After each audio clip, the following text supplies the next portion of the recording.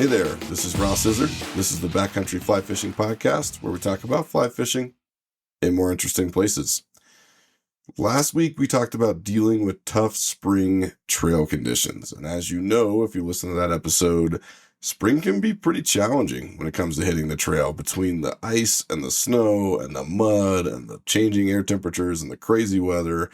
It can be kind of a wild time to be hiking, but it's also the time when you will likely start hiking again, at least seriously hiking again, so that you can get back into your favorite backcountry streams, and maybe, if you're lucky, even a couple of those real pretty low elevation backcountry lakes. I think we covered that topic pretty well, but we only really covered it insofar as what you need to get yourself to the water. And that's a huge part of it. Obviously, you got to get yourself into the river if you want to do fishing. So I wanted to make sure that we spent some time talking about it. But you also need to be able to navigate the river itself. And even though it might seem like wading is just sort of, wading, and there's not much to talk about or not many differences between the seasons, that's really not the case. Spring can be a really interesting time to wade. Because everything is in flux. Things are changing. Things are different. They could be different day to day. They could be different week to week, certainly. And you're just going to need different stuff to be able to do it in sort of a different mindset and a little bit more of an understanding of the specific challenges and issues that you might face when you are wading your favorite spring water. So today we're going to talk about that aspect of it. We're going to talk about what happens when you get to the water and how you wade successfully, comfortably, and have a great day catching those spring fish. Before we jump into that, though, I do want to take a minute to ask, as usual, for you to leave us a 5-star review on your favorite platform if you're enjoying the podcast. Also, feel free to shoot me a note if you have questions or thoughts or concerns or ideas or whatever. Fish pictures, I don't care. Whatever you want to send me sounds great. Go ahead and send those to me. I would love to hear from you. You can find me on the Backcountry Fly Fishing Podcast Facebook page, the Backcountry Fly Fishing Podcast Instagram page, or you can shoot me an email at backcountryflyfishingpodcast@gmail.com.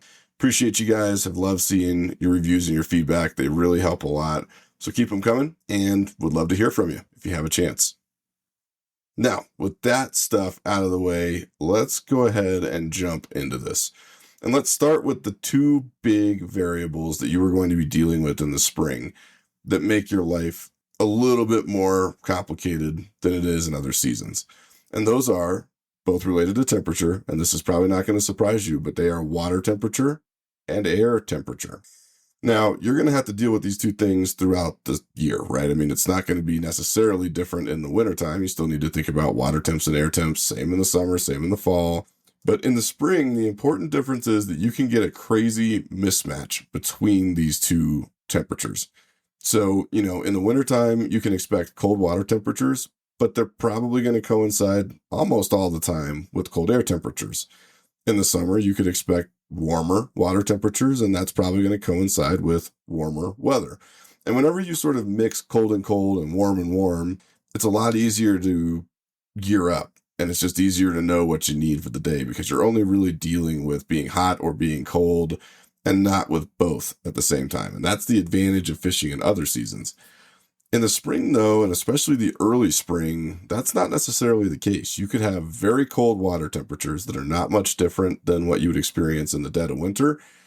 And you can have much warmer air temperatures, right? So this is the time of year where you could be out fishing. In fact, this just happened to me this week. You can be out fishing in water temperatures that are in the high 30s, maybe the low 40s, and the air temperatures are 65 or 70, right? So real cold water, more than cold enough to freeze your feet, and really warm air, more than warm enough to cook you alive if you were wearing too much stuff inside your waders or the wrong pair of waders to begin with. And that can lead to some pretty serious challenges when it comes to what you need to take in with you, what you're wearing throughout the day, and sort of how you cope with those two particular variables, particularly given the fact that in the spring, they're really not tethered to each other. The water temperature is obviously somewhat dependent on the air temperature, but the delta between those two things could be vast. And that means that we've got some thinking to do. So let's go ahead and hop right in with this. you probably are not going to be able to get away with having a single wading gear system for all seasons of the year. I know it would be convenient for you if you could just have one pair of waders and that's just what you wear all the time. It would be cheaper. It would be easier. I kind of wish for that too.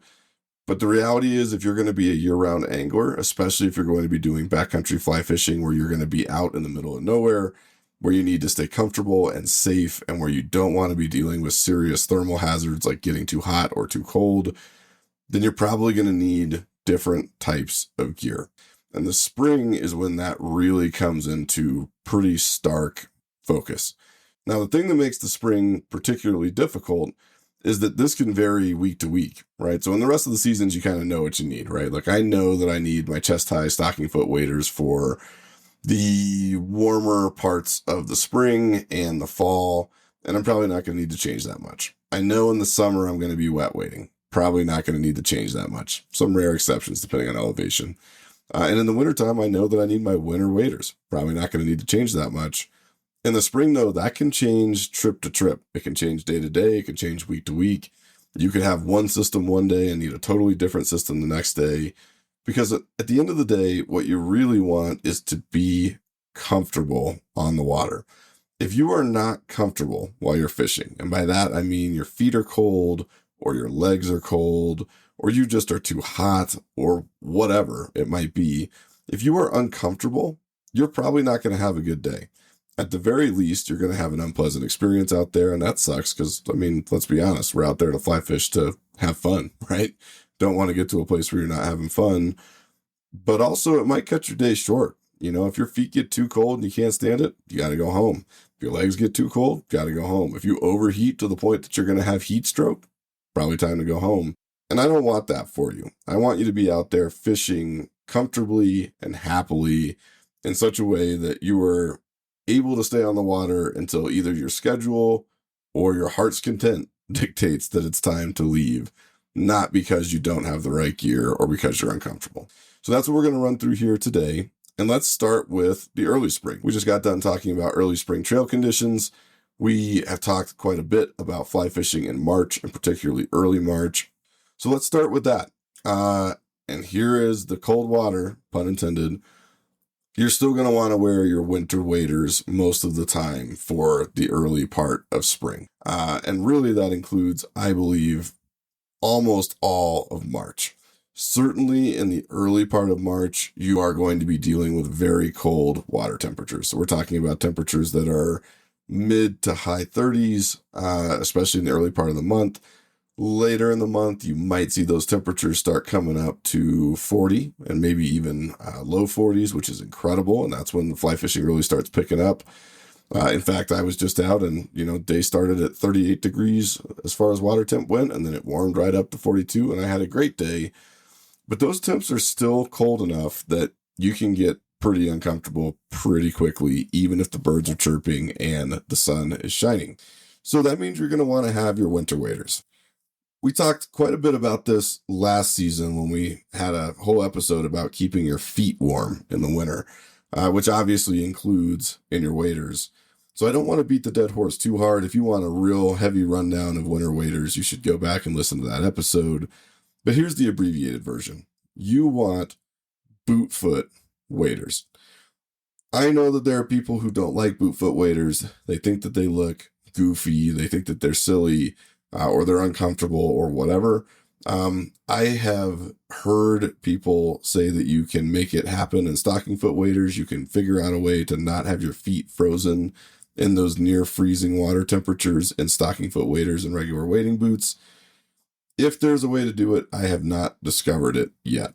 Wearing multiple pairs of socks makes everything worse because it constricts airflow and blood flow around your foot. Wearing larger boots really doesn't help you with sizing up on those. You can try electric socks, but they run out of batteries and they're kind of annoying and cumbersome.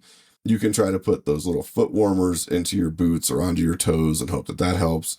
But the reality is, if you're going to be standing in water that is 40 or below for the entire day, you probably are not going to be very comfortable in stocking foot waders and wading boots. I believe very strongly the only way to have truly warm feet in water that cold is to have a good pair of boot foot waders. And for anybody who's not familiar with that, these are waders that have a rubberized boot that is integrated with the waders themselves. So you don't wear separate wading boots. The boot is part of the waders. And the beautiful thing about that is that it allows your legs, with all that warm blood flow and everything going on, your core up in the top of the waders, and then your feet to exist in the same air cavity inside the waders, which means that your feet are able to take advantage of all of that blood flow and warmth from the rest of you. Whereas if they were isolated down in some stocking foot waders or your wading boots with very little between them and the cold water, it's much harder for them to keep up, right? There's not a ton of blood flow in your feet. There is a ton of blood flow in your core and your thighs in particular. So that shared air cavity makes it much easier for your feet to make use of your body heat. And that's a huge part of why these things work so well. The other part, though, is that those boots tend to be insulated, at least if you're buying a decent pair of winter waders. A lot of them have Thinsulate. Some of them have other types of insulation. The ones that I have, which I'll talk about here in a second, have grid-lined fleece inside of them. But they are designed to hold the cold out. So not only are they holding the warmth from your body in around your feet, but they are also holding the cold of the water out. And that's really important because you are submerged in water pretty much all day when you're out there fishing. And anybody who remembers high school physics remembers that water is very good at sucking heat out of stuff, right? You have hot food, you drop it in a cup of cold water, it's going to be cold almost instantly. Water is highly efficient at cooling things down. That's great when you're super hot and sweaty and you would like to cool down. It's really not great when your goal is to stay warm and stay toasty in that cold water. So winter waders are really a must in the early spring. I know you're going to ask me what type of winter waders I use. I will tell you, I love them. They're great. Full disclaimer, as always, nobody sponsors this show, so I am not trying to sell you something. I'm just telling you what I like. I use I think they're pretty new, actually, Orvis Pro Zip Front Boot Foot Wader. They are very similar to the standard Orvis Pro waders as far as the material of the waders themselves and the breathability of the waders themselves, but they come with some really good boot feet on them. And by that, I mean they're well insulated, they're comfortable, they fit my feet really well, they feel good even when I'm walking in them for a good chunk of the day. And the boots have reasonably good tread on the bottom of them. And this is really important because, as we talked about last week, you're going to be dealing with, snow and ice and mud and slippery stuff out there. You don't want boot foot waders that are not designed for grip, right? Some of them just have like little knobs on the bottom or they're fairly flat. That's not good for you. It's not what you want. You want ones that actually have some grip on the bottom, and these Orvis Pros do have that. They're awesome.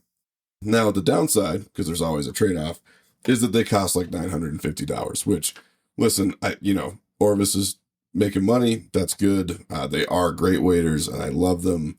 It's a lot of money for a pair of waders, and so I totally get that. If you want to go find another pair, that's great. Make sure those boots are insulated. Make sure they've got decent tread. Make sure the waders themselves are breathable if you can, because it'll make your life better when you're walking around and those air temps start coming up. But do make sure you've got a pair of winter waders, not just for the winter, but for the early spring. Now, depending on what kind of winter waders you get, you're going to need to remember something important, which is that even though the boots are insulated, the legs, especially if they are breathable waders, very often are not. It's just a thin, sort of breathable layer of regular old wader material between your legs and the water. And as we mentioned already, the water's real good at sucking heat out of you without insulation. That means that if you don't wear the right stuff underneath those waders, you're probably going to get cold legs. And as soon as you get cold legs, you're going to get cold everything else. There is a ton of blood flowing through your quads and your legs and your hamstrings and your glutes. And if you are wading in water that is up to, let's say, your mid-thigh all day with no insulation underneath those thin waders, you're probably going to get cold, and then you're going to have a bad time. That means that layering is important. I tend to use the same system for this, again, that I use in the winter, which is to say that I wear a base layer of full 100% merino wool leggings, so full-length leggings all the way down to my ankle. Those are excellent at retaining warmth, but they're also highly breathable. They do a great job of wicking moisture away from your skin if you do start to sweat. And they're super comfortable. They're something that you can have on your skin all day and feel good. Wool is a miracle material. I'm constantly singing the praises of the stuff. You should really have as much wool on you as you possibly can, especially as your base layer underneath those waders. Over that base layer, I wear a pair of wading pants. There are a ton of these out there. A whole bunch of different brands make them. The ones that I like best are the Patagonia R2 Tech Face wading pants. They are fantastic. They're super comfortable. They're kind of water resistant and padded outside. And then they have this really nice pile material inside that's great at insulating. They are comfortable enough to hike in. I very often will hike into the stream in these things and then put my waders on and then obviously take those off and hike out in the Patagonias later. They have real deep pockets so you can stick stuff in there and know you're not going to lose it.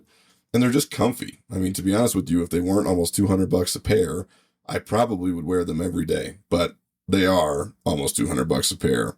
And so if you can get them on sale, you should do that.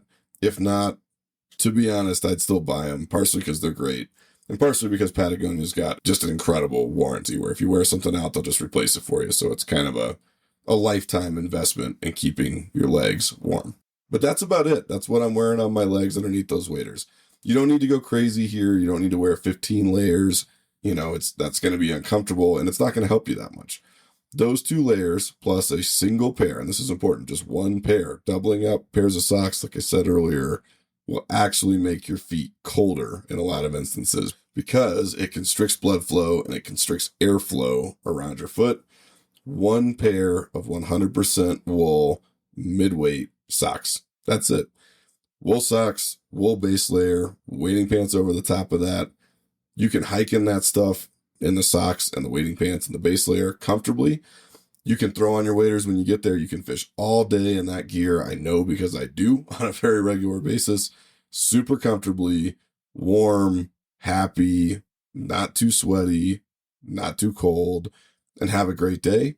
That's all you need. You don't need to overcomplicate it. Okay, so that's my system for wading in the winter, but also in the early spring. Now, that's all well and good for the early spring when you're dealing with cold water temps and cold-ish air temps.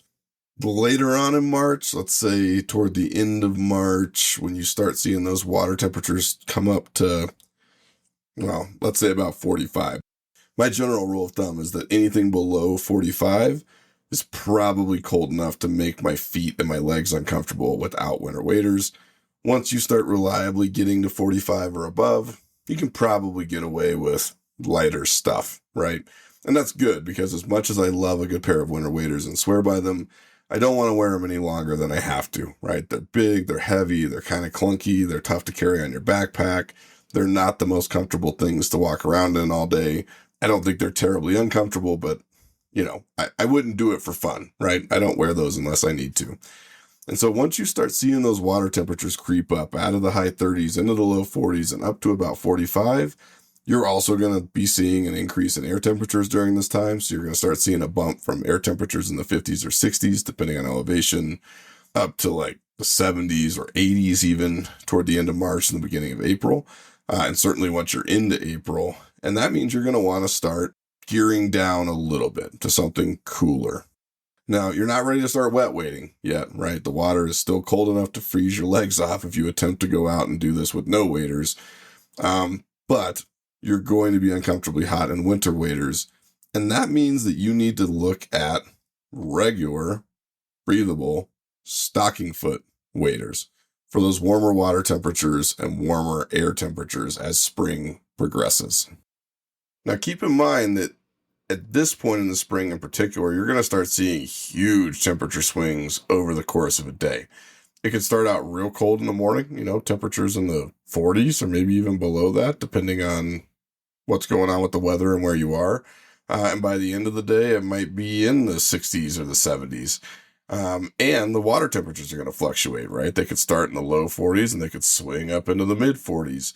And that means that this set of waders really needs to be a lot more versatile than your winter waders. Okay, the winter waders are made really specifically for cold water.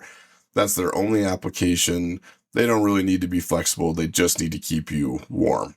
Your true spring waders, the waders that you're going to wear when the water temps and the air temps come up, those need to be much, much more adaptable to changing conditions because you're going to have them on a lot. You're going to have them on in the morning. You're going to have them on in the afternoon. You may have them on into the evening. And you really want to make sure that they work in all of the different conditions that you might encounter over the course of the day. So you should be able to wear these pretty happily all day, right? It took me quite a while to find a pair of waders that fit the bill for this, to be honest with you. I went through an embarrassing number of them. I probably 6, maybe 7 pairs before I found one that actually worked for me. And the ones that I finally landed on were the Patagonia Swift Current waders. Again, kind of like the Orvis waders, they're fairly expensive. I think the prices come down a little bit. In fact, I looked just the other day. I think these are down to like maybe $350 on sale, $500 or so if they're not on sale, which is admittedly pretty expensive for waders. Definitely more than you would pay for like Frog Togs or something like that. But I find that they're worth it for 2 reasons. The first one being that they are incredibly comfortable and breathable, which means that when it starts getting hot, they're not going to cook you like a rotisserie chicken. They also roll down. You can roll them down to your waist. So in case you get really hot, you can pull these things all the way down to your waist instead of using them as chest waders. That can help kind of let your body bleed off some additional heat. And Patagonia's got a flippin' awesome warranty on this stuff. In fact, I've had a pair of these for several years now. One of them I finally wore out, and these have had like a really bad time. I sprayed bear spray inside them accidentally. It's a long story that maybe I'll tell you sometime. But I did that. I ripped some holes in them. They developed a leak because I'm not very kind to my gear, as you all could probably guess. I took them into the Patagonia store and I said, hey, these are starting to leak and they got this hole in them. And they're like covered in mud and stuff. They're filthy. They're not clean. And the lady behind the counter just said, yeah, cool. That's no worries. We'll just get you a new pair right now. And she took the muddy waders from me. She went in the back and grabbed me a brand new pair of waders. Even let me change the size because I put on so much muscle and maybe a tiny bit of fat from those cheeseburgers that I've been eating over the winter months. And gave it to me, no questions asked, which to be honest with you, even though they're expensive, is pretty awesome. And they do that for a lifetime. So when you wear these things out, you can just replace them. So sorry for the Patagonia pitch, but it is good gear, and that warranty is pretty tough to beat. So the Swift Currents have been both functionally and economically the best spring waders that I've had. And then I pair those with a pair of Orvis Pro LT wading boots. These are relatively new to me. I bought them last season. I had an old pair of Sims boots that had sort of seen better days, and I wanted something a little bit lighter, something that was just sort of easier to walk in, maybe a little bit more comfortable for those longer days of walking and waiting. And so I picked up these Orvis LTs, which at the time were brand new, but the whole point of them is that they're very lightweight wading boots. Now, they have other features like, the tongue does a special thing and the laces are a certain type of lace and they have this type of rubber on them or whatever. And you guys can read the Orvis marketing materials if you want to. All I know is that they're great boots. They're very comfortable. I use them for wading in the spring and in the fall. They don't offer any insulation. This is where you really got to make sure that you time this right with the water temperatures because you're not going to get insulation out of really any wading boot and stocking foot wader. But as long as you're hitting it right and you're hitting those water temps with the right gear, it doesn't matter. You don't really need a lot of insulation because the water is warm enough and the air temps are warm enough and your body is warm enough. You're not really needing a whole bunch of extra insulation around your feet. These are awesome for the shoulder seasons. They're also easier to pack. So, very often you are going to have to hike in waders in the early months of the year.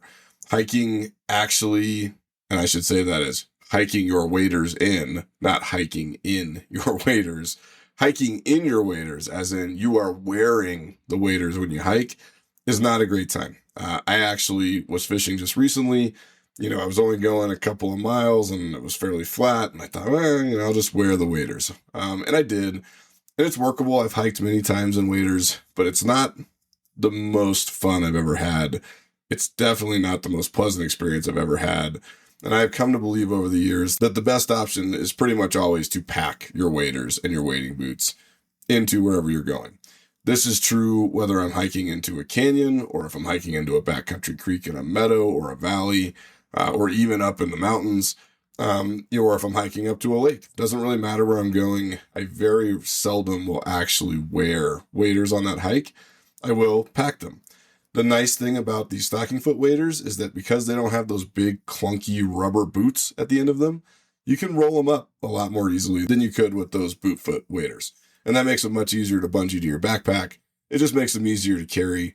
You can take your wading boots, just tie them onto your backpack, onto that carry handle on your backpack, tie a nice good knot, just tie them on there with a double shoelace knot, and they'll stay on there all day. And then when you get where you're going, wear your hiking boots in. When you get where you're going, take off your hiking boots, throw on your waders, put on your wading boots, tie those hiking boots right back to that carry handle where the wading boots were. Bada bing, bada boom, you're in the water, you're fishing in your waders, you're comfortable, you're wearing the gear that you need to be successful. At the end of the day, all you do is swap them back. Sit down, take off the wading boots, take off the waders, throw them back on your pack, put on your hiking boots, hike your butt out. You will be amazed at how much of a difference it makes to be able to hike in regular, breathable hiking gear or clothing. I very often will hike in those same Patagonia R2 Tech Face pants. They do great for it. They're fine. Those merino wool base layers are also fine for hiking. Now, if it's getting super warm, I might not be wearing those base layers because there is such a thing as having too much in the way of clothing on you. But all of your underwater gear, all of those layers, for the most part, are going to be fine for hiking. And you're going to be much more comfortable hiking in that stuff than you are in waders that aren't really meant for that. And wading boots that aren't really meant for that. Those boots are made for relatively short walks between stretches on the river. They're not made for long-term hiking. They're sort of designed to be bigger around those stocking feet. Your feet will move more in them. They're just not good for hiking. That's not what they're made for. You can go out and try to buy some of the promo materials where people say, well, these boots are a hybrid. They're made for hiking and for wading. Maybe. I don't know. There might be a pair of boots out there somewhere that fits that bill. If they exist, I have not seen them. And I really strongly believe that you should use gear for its intended purpose. Wading boots are, as the name would imply, meant for wading. Hiking boots are, also as the name would imply, made for hiking. And you're going to be a happier camper if you use those two particular pieces of footwear for their intended purpose. Those breathable stocking foot waders are going to take you through most of sort of the early to mid spring. So I would say, at least out west, waders are pretty mandatory from the months of, let's say from about the beginning of October, maybe the middle of October, all the way through at least the end of March. You got to be wearing some type of wader. That might be your winter waders, it might be your spring waders, but you're going to be wearing some type of protection over your feet and your legs during those months. Once you get into sometimes early April, sometimes mid-April, it really kind of depends on what the weather's doing and what the water temperatures are doing.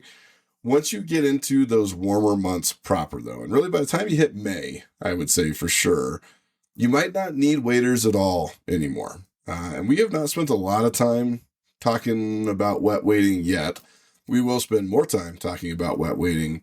But once it gets really, really warm, you might not need these waders at all. In fact, I love wet wading. I like being in the water. I like feeling the water. I like just experiencing the river that way.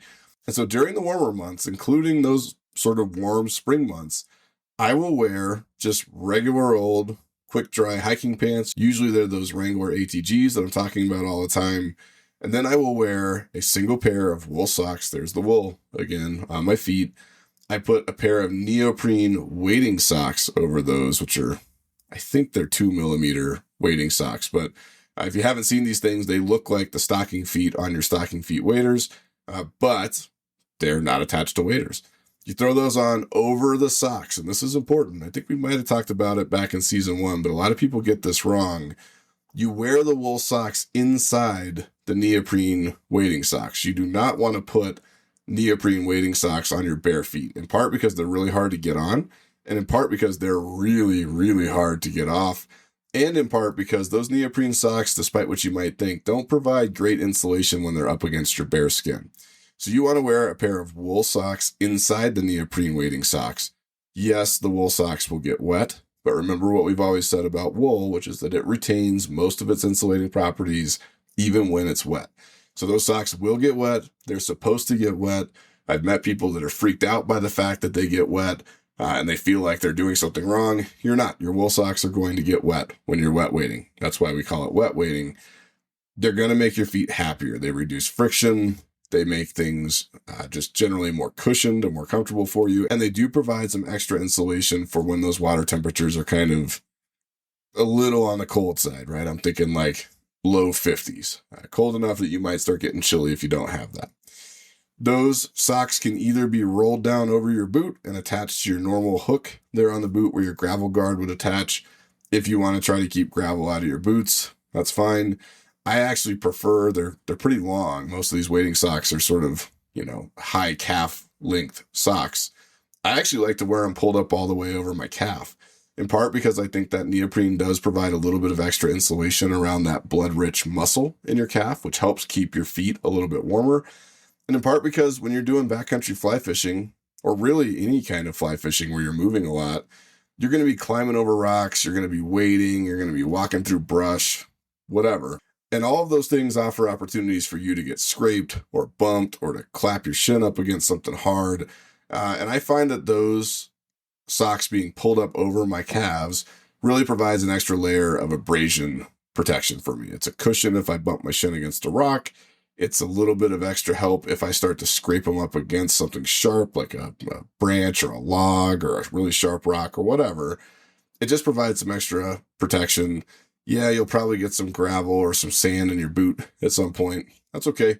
You're not wearing waders. It's not a huge deal to sit down, take off your boots, shake them out, rinse them out, and just put them right back on your feet. It'll take you 2 minutes. I don't have to do that on every trip. Every now and then, if I'm fishing somewhere that has a particularly gravelly or silty bottom, I might get some debris in the boots, but it's not enough of a factor for me to really be super concerned about the gravel guard side of this. So, once you're into those warmer months, you can ditch the waders. You can just wet wade. The one exception to that I will give you is that if you are hiking the high alpine lakes, and April's too early to be going up there. Most of those high elevation lakes are still going to be frozen. May, probably still too early, but by the time you get to June, by the time you get to the end of spring, and sort of the beginning of summer, there are going to be some lower elevation lakes at like 9 or 10,000 feet that are icing off, and you may want to get up there. I actually do this every year at one of my favorite lakes here in Colorado. I'll hike up there in usually early June because I like to catch ice off, and it's fun. In those instances, even though it is warm where you're coming from, and this is going back to that mantra, just because it's warm where you are does not mean that it's warm where you're going. Okay, so don't get confused. Don't be the guy that shows up in shorts and a t-shirt to go climb a mountain because it was warm when you left your hotel room in the morning down in the city. You are going to need waders still for that, right? So you can get away with most backcountry creek fishing or river fishing, wet wading by, like I said, the beginning or the middle of April. But you're going to need to pack waders anytime you're going over 8 or 9,000 feet to lakes especially, but also streams. If you're going up to really high elevation streams where that water is still super cold, you're probably going to need to pack waders for that on into at least the end of June. And in some cases, it may even go into July because some of that water just stays so cold year round that it's not going to be super duper smart for you to be splashing around in it without some type of thermal protection, like what you get from waders. So do keep in mind that the elevation matters. As in all things, elevation matters, water temperature matters, and it's affected by elevation. So you may not be fully rid of the waders, but I guess the overall picture that I want you to take here is that you kind of have these 3 phases of wading in the spring. You have early spring, which is still winter wading, winter waders, winter gear, because the water is still really flipping cold. You have sort of shoulder season wading as spring progresses, where you are wearing more traditional stocking foot, breathable chest high waders, or even just hip waders if that's what you're into. And then you have wet wading. And all of this can happen in the space of like a month, right? So you can have a stretch. Let's say you start fishing again for the spring, like in the middle of March. Well, by the time you get to the middle of April, you might have worn all 3 of these things. You could have started the middle of March in your winter waders, and then by the end of March, you're in your spring waders, and then by the middle of April, you're wet wading. And that means that now is a really good time to start stocking up on this gear. So if you only have one pair of waders right now, depending on when you happen to be listening to this episode, it might be okay. You might get away with it for this season. But understand that, this is not a time where you necessarily want to get caught without the gear that you need, because it could mean that you don't get to go fishing, and that would suck. Or it could mean that you get to go fishing, but you don't have a very good time, and that sucks too. So I'm a big believer in having the gear that you need to do any activity that you're doing successfully. And that means that you should probably go out and start looking for this stuff if you don't have it. A good pair of winter waders, good pair of spring waders with decent wading boots, and then your wet wading gear. It can be with the same wading boots that you wear with your spring waders. You don't need a separate pair of boots for that, but you will need wading socks. You will need quick dry pants and a number of other things. Last thing on wet wading that I should mention, since I mentioned pants. I don't wet wade in shorts, and I don't wet wade in a bathing suit. I see guys do that sometimes.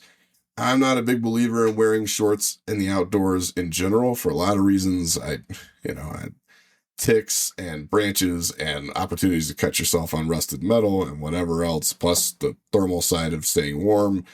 I'm not a big believer in that. Ditto for bathing suits. If I ever see you out there wet wading in a bathing suit, I'm 100% going to laugh at you. And yes, I've been this guy. And yes, people have laughed at me. So this is coming from experience, coming from a place of love.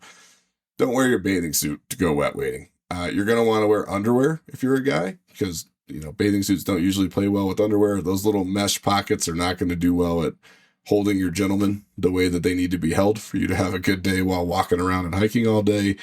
And on top of that, it just looks goofy to look like you're going surfing when you're actually getting in the water. So you do want to wear long pants, and I strongly encourage you to think about getting the correct type of long pants, not blue jeans, not chinos, something that is made for being outdoors, getting wet, and then drying. But don't wear shorts and don't wear a bathing suit. In any case, you should make sure you got this stuff, right? I sit down, it's all organized kind of by season in my garage. I'm ready to go at any given time. I check the forecast. I check the water temps if I know them. I sort of have a general sense at this stage too of what I'm going to need. And then I pack the gear that I might need to go out and do it.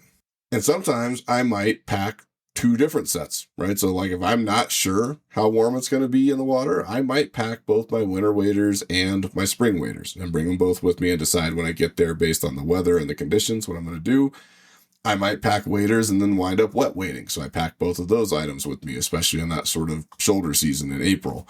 There's nothing wrong with bringing more gear than you need. And I guess that's a good point in general for you to keep with you as you listen to the podcast and as you get more into backcountry fly fishing. It's always better to have something and not need it than to not have something and need it later, right? So having some extra stuff in the backseat of your car or your trunk or your truck or whatever is good. And it is not a big deal for you to have extra gear in your truck. It's going to save you some days of being uncomfortable or not having what you need to fish, which is never a good time. All right. Now, once you are in the water, you've got all the right gear, you know what you're doing, you are comfortable, you're in the water. What are the things that you need to be thinking about? We talked a little bit about this in the episode about fly fishing in March, as far as where you should be and what it needs to look like. Most of my focus in that episode was on keeping you safe, which is to say that if you're in really cold water, whether it's winter or early spring, you really don't want to be wading in sketchy areas. So really high water, anything that comes up to your hips, it's kind of like jiu-jitsu or wrestling. If you can control somebody's hips, you can control their body. And if you let the water and the current come up over your hips, the likelihood of you being pushed over or knocked off balance or destabilized goes through the roof, and you can get yourself in big trouble pretty quickly that way. So try not to wade in cold water, especially where there are significant consequences to you falling into that water that range from ending your day early to potentially putting you into a hypothermic situation where you could be in real trouble. You should avoid situations where that could happen. That means not wading too deeply. It's the same story for wading into current that's too fast. Don't wade rapids in cold water. Really, to be honest with you, you shouldn't be wading super heavy current ever. There's just no point. Go find someplace that's shallower or slower where you can cross to the other side of the river. If you really got to get to the other side of the river, go find a crossing point. And it might be a quarter mile upstream, might be a quarter mile downstream, But as I'm walking down the stream or wading up the stream, whichever one I happen to be doing, I'm looking at places where I can cross. And I might even mark them on my watch or on my map. So I can just keep track of, okay, there's a crossing point here, and there's a crossing point here, and there's a safe place where I can cross over here, where I don't have to risk my life trying to trudge through like a class 2 rapid to get to the other side of the river. Just don't do that, because you could fall in, you could get hurt. Water is a lot stronger than you think it is, and a lot more powerful than you think it is. And you don't want to get wet. It's just not that fun to get wet. Your flies get wet, your stuff gets wet, your phone gets wet. It kind of sucks. But also in cold water, it can be pretty dangerous. So try to avoid that stuff. Same thing for going too deep when you know that there might be ice dams around in the early spring that could break and release a ton of flow on you. We talked a little bit about that in the March episode. Or situations where you have ice shelves that you really shouldn't be walking on or wading near in case they come loose. Those are just some basic safety considerations that you should have in mind. But assuming that you check all the safety boxes, so you're not doing things that are silly when you wade, you're not putting yourself in dangerous situations, which is my primary concern for myself and for you in the backcountry. There are also some strategic and tactical fishing considerations for you to keep in mind when you are fly fishing the backcountry in the spring.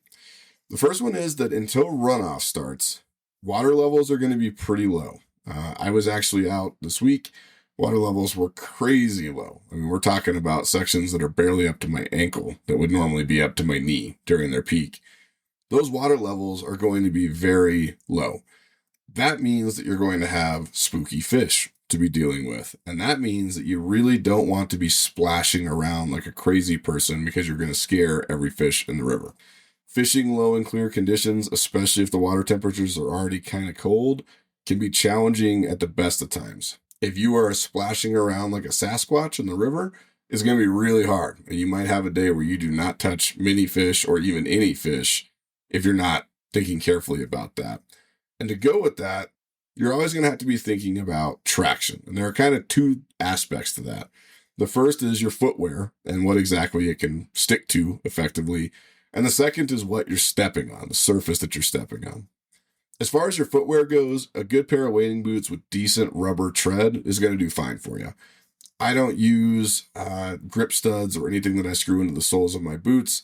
I don't use spikes. I don't use felt. I really don't like felt as a general rule. If you want to play around with these sort of specialty traction soles, you can definitely do that. It's not my thing, and I've tried it, been down that road, lost my fair share of corker soles off in the muck in the middle of nowhere, and now I just use straight up rubber soles. And especially with good tread on them, they're going to do fine, especially for rivers that have at least reasonably grippable bottoms. But there's also something to be said for making sure that you're not stepping on silly things. Okay, so if you are wading into areas where there is heavy vegetation across the top of granite rocks or boulders, chances are that you're going to find those things pretty slippery. And you're usually wearing your polarized sunglasses so you can look down through the water. You can see probably what you're going to be stepping on. You really should be looking at what you're going to step on when you wade, because it'll make you a lot better as a wader and a lot safer. And you want to avoid those really slippery rocks that have crazy angles, right? I mean, you're going to have to step on rocks. You're going to have to step on slippery rocks. That's going to happen. You're in a river. It's just the way it is. But what you don't have to do is step on rocks that have really harsh angles to them. And the reason you don't want to do that is because, number one, you could slip. I don't know, probably all of you who have waded before have had an experience where you step on a rock that's sort of at a weird angle, and suddenly your foot slides off it in an unexpected direction. Maybe it slides forward and you almost flip over backwards. Maybe it slides out to the side and you wind up doing the splits and like stretching out your groin. Maybe it slides off to the back and you lose your balance that way. You've probably all had that experience. In this case, not only is that annoying because it makes you look silly and might mean that you fall in the water, it also is going to have the effect of scaring fish, because when you lose your balance, you're going to try to regain your balance. That's going to involve probably splashing in the water, and that's not a good thing to be doing when you're dealing with those low spring flows. So be really thoughtful about where you're walking. Try to find flat rocks that you can walk on, or gravel that you can walk on. Make sure that there are no spawning beds there or reds on that gravel. They don't want you walking on the rainbows or the cutthroat as they're trying to do their thing, obviously. But if you can find gravel or silty substrate or anything that, or sand, or anything that is just a little bit less slick than a rock, try to walk on that. Try to stand on that. If you do have to walk on slick rocks, that's fine. Just take your time. Look at where you're going. Look at where your foot's going. When you put your foot down when you're wading, and this is really important, you're not walking in the river, you're wading, and they're fundamentally different things. When you're walking, you're just not really thinking about it. It's 1 foot down, the next foot down, 1 foot down, the next foot down. And if you're walking really fast or if you're running, you could have both feet not in contact with the ground at any given time. If you attempt to do that in a river, you're going to have disastrous results. You are going to slip, you're going to fall, you might twist something, it's not good. So instead, be deliberate. Take a step and take a minute to settle your foot wherever it is. Find the right angle, find the right place between the rocks, find the right hold for your foot. And when you feel like that is secure, then take your next step. Do the same thing with that foot. Then take your next step. Do the same thing with that foot again. It's a little slower. It doesn't have to be super slow. You don't have to be sitting there trying to find exactly the perfect way to stand.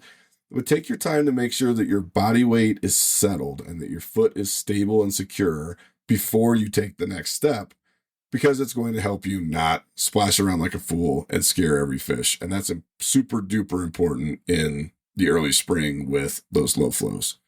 Later in the spring, you want to be careful about being in the water at all, right? So by the end of April, you're probably starting to see the beginnings of runoff, especially in western rivers. That means the snow is melting, it's coming into the system. We're actually going to do a whole interview with the USGS water scientist about the science of runoff, how it happens, what it looks like, how you can deal with it and stay safe. So stay tuned for that. But for now, you probably don't want to wade during runoff. So you're going to go from sort of those low flows in the early spring where you need to be stealthy and thoughtful about how and where you wade, to much higher flows as the snow melt starts coming into the system that at the very least will make it harder for you to wade into those heavy currents, and at the most could make it almost impossible for you to safely wade those rivers. Anytime you see a river in the spring, and this will happen in the spring 100%, when you see a river that is much higher than it usually is, you need to be very careful about wading it. I don't care how many times you've been in it. I don't care how well you know it. A river that usually runs at 200 or 300 CFS that's running at 700 or 800 CFS is not the same river. Those flows have knocked rocks loose. They've carved new channels. They're deeper. There's more water in the system. The current is far more powerful. There are hidden obstacles in there. You got to be really, really careful with that stuff. And do not make the mistake of believing that just because you're familiar with the river later in the summer when the flows have stabilized, or in the winter when the flows are low, that you're going to be able to handle and navigate those higher spring runoff flows. Every year people try to do that. They get swept away. Some of them don't come home. It's not worth it. You need to use your best judgment. If you can look at the river and say, man, it looks pretty high, higher than usual, don't try to wade it. Be very, very careful. Same thing with being around obstacles. So the way that hydrology works, a lot of that water as it comes around a rock or a boulder that happens to be planted in the middle of the river will carve sort of deeper channels around the obstacle where the flow is being directed. So right along the sides of that boulder or that rock or tree to stump or whatever it happens to be, you could have these sort of deep sections that they're surrounded by sections that are not deep and you may not see them. I actually took a swim in the winter, which was really dangerous. It turned out to be okay, but it happened because I was trying to wade around a boulder. I made the mistake I'm telling you not to make, which is saying, I've been around this particular boulder 100 times. I know it'll be fine. But the flows were a little higher than I expected. And I accidentally took a step a little too close from a pretty shallow section. I mean, probably 2 feet deep. And I stepped into that channel right along the edge of the boulder. Well, that channel around the edge of the boulder was about 6 feet deep. And I lost my balance. I went into the water, backpack and all. And I went for a swim. It wasn't a very long swim. I was able to stand up not too far down the river and get myself dry. And thankfully it was warm enough that day that it wasn't a seriously dangerous situation. But it wasn't ideal. And it was something that I should be careful about. So be cautious about wading around obstacles, particularly in higher flows, because there may be deeper sections that you're not aware of that could lead you to fall in and get wet or worse. But really all of that just comes down to using your best judgment. Okay, so spring is one of those times where you really need to be thoughtful about how much the fish are worth to you. I'm a big believer, and we've talked about this before, and we'll talk about it again, that you should spend most of your time wading rather than making long casts. I don't really think you need to be making long casts. Ideally, especially with dry fly fishing, you're never letting your fly line even touch the water. And so you don't need to be making 30, 40, 50 foot casts. And it's crazy for you to even be trying to do that. You should be, in general, and in perfect scenarios, wading to a place where you can make a good, accurate short cast and get a good drift, rather than trying to make those really long casts. But in the spring, where those flows start coming up, there might be times where you just can't reach a certain place. Maybe you can't cross the river to get to the other side of that tail out or the other seam on the far bank. Maybe there's a pool on the far side that you just can't get to safely. You can't make a good cast to it. You can't wade to it. Maybe there's some other feature that you're trying to access that happens to be across a deep section or a heavy current or whatever. And maybe you can't cast to it. Maybe you can't get a good presentation there. But really, you just might not be able to reach it. And during those higher flows, it's really important to realize that you are going to be moving upriver. I hope you're not going to just be standing in one place. There are more fish further up. You don't have to risk your life or your safety to go and catch the fish in that particular juicy place that you can't reach with a cast and that you can't safely reach while waiting. So just get used to it now. There might be some really juicy water that I'm sure has some really juicy fish in it that you just can't get to during the spring when those flows come up. Don't try to do that. Wait a lot, position yourself strategically, put yourself downstream of where you're trying to cast whenever possible so that you can get that perfect upstream cast and a great presentation. But don't do it at the expense of good judgment or your safety. It's just not worth it. Make peace with it now. There might be times you just can't access certain stuff, and that's okay. It'll stabilize later. You can come back and get that fish. He'll probably still be there. And if not, you can go catch 50 of his best friends a little further upstream. Just keep walking, make good decisions. And I think on that note, we can probably close out. We could probably sum up all of this with make good decisions, right? I mean, most of backcountry fly fishing is about making good decisions. But I really do hope that this has helped you think through what you need as far as wading gear for the spring, what wading looks like in the spring, the type of conditions that you might run into, and just generally the stuff that you should be thinking about when you hit the water as the weather starts warming up and those fish start getting more active.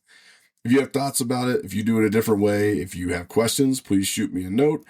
Love to hear from you. But otherwise, I hope you can get out there, enjoy that spring weather, listen to those birds singing, and get yourself on some real nice fish on those spring streams. Till next time, this is Ross. Maybe I'll see you out there. Unless your legs are frozen from not wearing the right waders.